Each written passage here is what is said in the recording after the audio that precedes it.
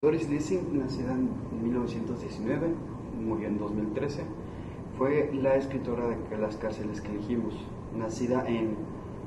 Persia, lo que ahorita es Irán, nacida a padres ingleses. Esta autora nace en Persia, después se va a lo que es ahorita Zimbabue y después termina en Inglaterra. Y fue una escritora en su tiempo muy con ideas un poco modernas y que se le atribuye muchos textos de feminismo como tal. Este libro se escribió en 1980 bajo los transcritos de CBS, un programa de radio que se estuvo transcribiendo y fue lo que se habló. Son 5 relatos y tiene 200 páginas aproximadamente. El significado del libro se puede tomar como en cuenta de que hoy en día conocemos mucho más de la manera de pensar del ser humano, de la manera de actuar y de la manera de convivir en grupo del ser humano que en los siglos pasados. Y por lo tanto las cárceles que elegimos, es conociendo todas esos nuevos descubrimientos, esa nueva información, seguimos comportándonos como nuestros antepasados de siglos, milenios o incluso decenios, miles de años que nuestros antepasados. Bueno, la relación entre el título y el contenido del libro es sencillo de identificar debido a que la autora pone muchos ejemplos en los diferentes ensayos que cuenta el libro, donde habla acerca de cómo nosotros mismos nos queremos encerrar y no queremos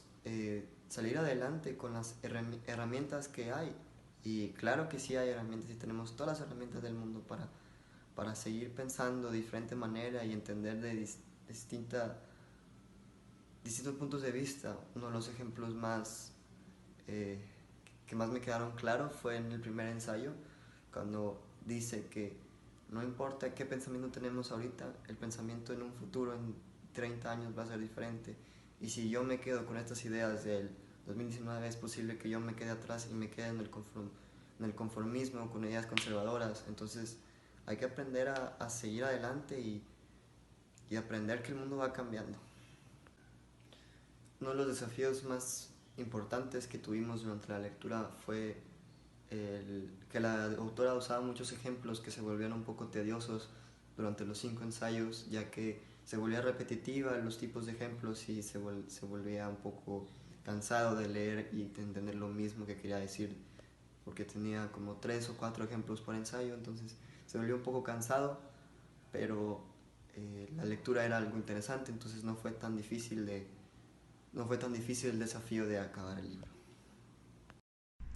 Leyendo el primer capítulo del libro,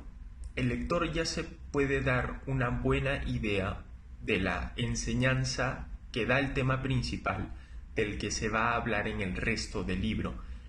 Tranquilamente podrías leer el primer capítulo y dejarlo ahí, pero yo creo que es de severa importancia que también se lean el resto de los capítulos, porque el autor empieza a explorar el por qué, cómo y cuándo se dan estas situaciones en donde el ser humano no es capaz de autorreflexionar sobre algunos comportamientos que puedan tener. Y estos ejemplos ayudan a que el propio lector los pueda poner en el contexto de su vida y de cierta manera invite a autorreflexionar sobre estas actitudes, acciones, hasta opiniones que el lector podría tener y que posiblemente puedan cambiar con un poco de autorreflexión. Además de hablar del tema principal de este libro, que es la poca capacidad de autorreflexión del ser humano, Doris Lessing también enraiza los orígenes de este problema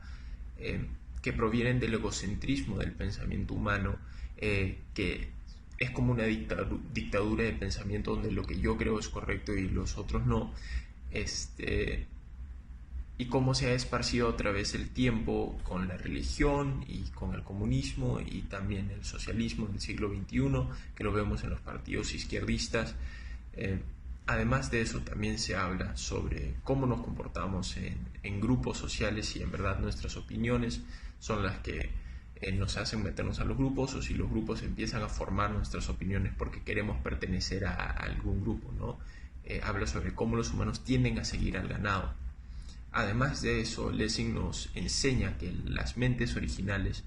son las que ayudarán a que las generaciones futuras salgan de esta edad de la fe, ¿no? Y que empecemos a pensar racionalmente en vez de con pasiones o emociones, y que la solución tal vez no es generar más información, sino que empecemos a aprender de ella y mejorar intrínsecamente como personas para posiblemente también llegar a esa verdadera paz interior o una felicidad mundial.